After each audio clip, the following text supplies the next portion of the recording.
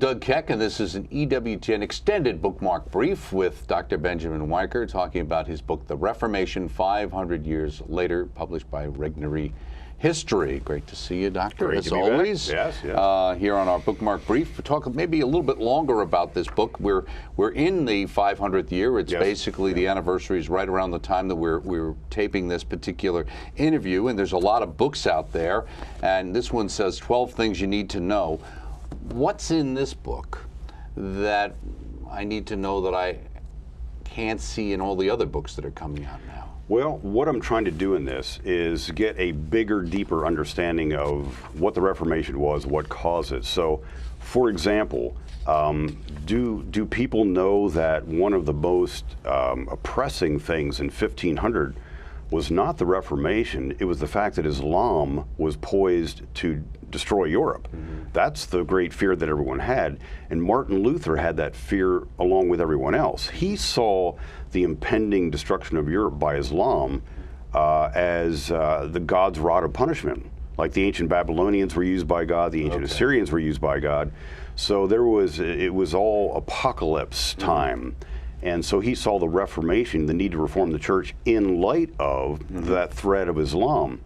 So we need to understand that as part of the background of the Reformation. It's not just about here's Martin Luther, there's a few doctrines, there's this big context we need to look at. And so I'm trying to give people those kinds of insights that they wouldn't get elsewhere. Now let me ask you, I mean, in your research, would you say Luther plans were to start a new religion? Was he purely a reformer? Did he get carried along by the politics of the day, along with maybe his own ego at the time? What do you think? Everything. Okay. You got it all. You hit it all. Okay. Well, you know, he starts out as a monk, but that was kind of an accident. He took a rash vow, caught in a thunderstorm. You know, he said, "I'll become a monk. Save me." But the problem with that is he didn't belong in the monastery, and so you have a disgruntled monk. So did he mean to start a reformation?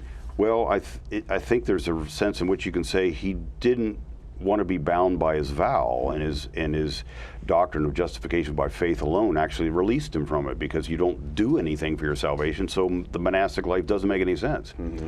But even if Martin Luther himself hadn't done what he did, already, and this is another thing people aren't aware of, nationalism had been on the rise for 2 centuries. Especially in Germany. Especially in Germany, but also in England and in France, and each one of those places wanted their own national church. That is a church under the rule of the king. Well, we see that with Henry VIII. You see that with Henry VIII, and you know, but also France, even though it's a Catholic church. Well, it's a French Catholic church, the Gallican church. And the same thing is true in Germany. Each of the princes really wanted a church under his thumb. And so take Martin Luther out, and you've already got the desire to splinter Christianity, turned into a set of national religions going on. And that drove that little spark with Luther forward in a way that if it hadn't been in there, who knows what would happen. Right. Now you say here in the very beginning why the Reformation is coming to an end, but Christianity most probably is not. What do you mean?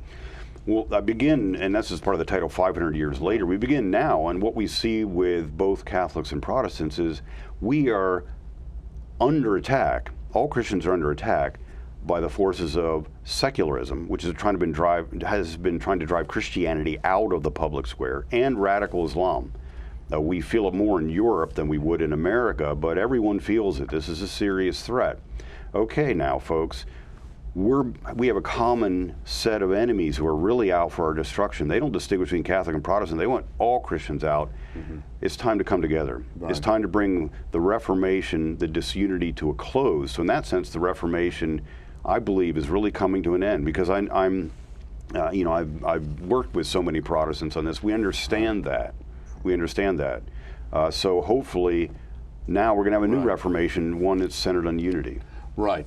One would question or wonder, though, looking at the landscape as we see it today, that the mainline churches, predominantly, that came out of the Reformation, and obviously with the Lutheranism, Methodism, at least the mainline aspects of those, and even the Church of England now, and the Episcopal Church of the United States, the more liberal versions seem to be dying. Maybe just because differentiating them between what they believe and what the culture already believes They're redundant. Yeah, right, exactly. Redundant, There's no difference. Yeah, and that actually started, as I make clear in the book, this secularization of Christianity was a strategy of atheists who had arisen in the 1400s and 1500s. And how do we get rid of Christianity? Well, one of the ways to get rid of it is a direct attack. Okay, well, that's a little dicey at that time. How about burrowing into it and transforming it into something that's merely useful for secular goals?